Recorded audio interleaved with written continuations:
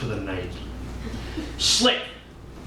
The bird of paradise knows no no-fly zone, and there is no potion too potent to the surrealist. Thus profit the hunter and the pusher. Still, Uncle Dave's convinced he's got a shot with the wet nurse and her soapy strokes until she slows the drip.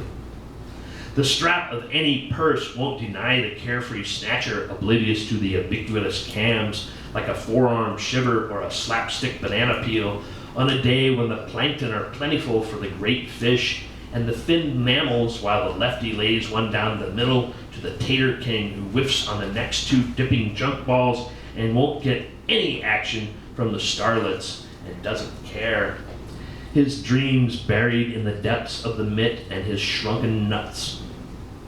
When the wet blades give to the swift sickle of the harvester who lost his lumbago in the grace of an efficient arc, the news networks are on picnic, their 12-point lines carrying the sweet smell of clean sheets in the lilac breezes that yearn to carry the laundress perspiration to the docks, where the slime of fornicating slipper snails knows no laws of friction, just the inevitable death at the bottom of the orgy, and the larger males that take their place as females sequentially hermaphroditic and not likely to inbreed and weather Old Testament judgment, only to find their post-coital demise despite shells and iron-deficient waifs still squeamish about texture, slicker than a finger in the honey.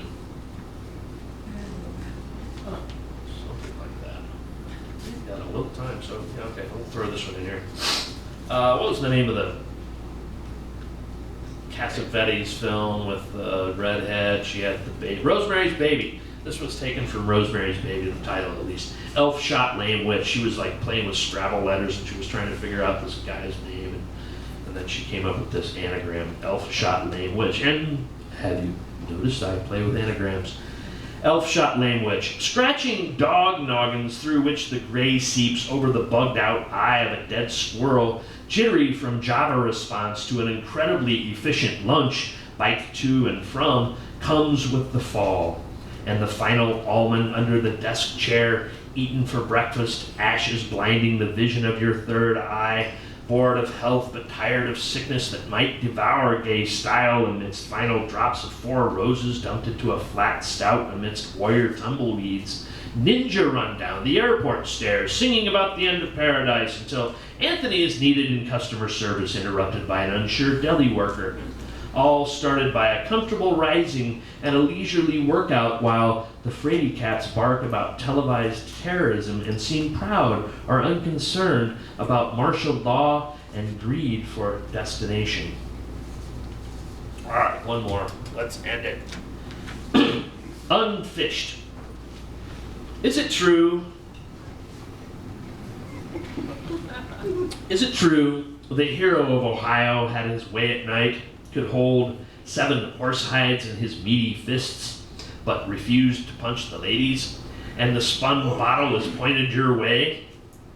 Or the barbarian is riddling cliches and cocking the trigger, started as a note from a shin guard and ended as a line from a pimp because he got his nose picked, and his dick won't get any bigger with the plenitude of ham hocks in perpetuity until James Joyce pitches a shutout despite the mustard stain in left field? Something about some hooker put bro cream on his hemorrhoids and his prayers to Wall Street turned into a jingle in a dust-filled teardrop bucket deep enough to drown a lazy and deboned fish on a sign that read, "Squirrels fishing is not called squishing," taken from the mouth of Charles Lawton by the cashier at Big Lots. And back at the party, basically naked and covered in blood, looks like he murdered his hot corn girl. Hot corn girl, that's a reference. What?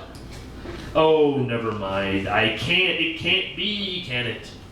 It's too gruesome, though the riffs are humongously catchy. First, the bad news. She called Lincoln a nigger lover on Yelp because the bistro wouldn't sell her American cheese after Chumpy the Gnome and another someone doing a reasonable mimicry of Marshall McLuhan while soft-rocking to a Tupperware scenario involving egg whites and the mocha next door horrified her in the street.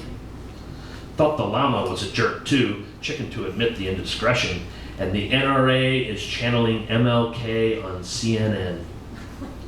Could it be, regardless, their librarian is fiddling with a new IQ, but can't get away from the stares of the illiterate, except at night? And oh, the night, the good news. Rereading Melville to the muffled Moby in the neighbor's walls, and she ain't got dick, they think. No matter.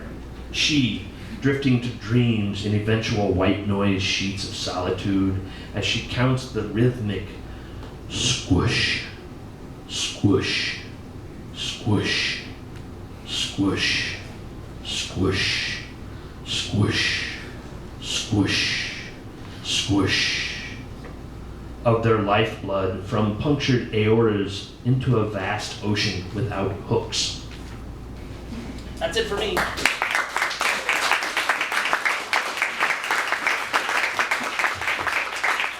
There's a chapbook in the back if you want to talk to me about it. It's only $5.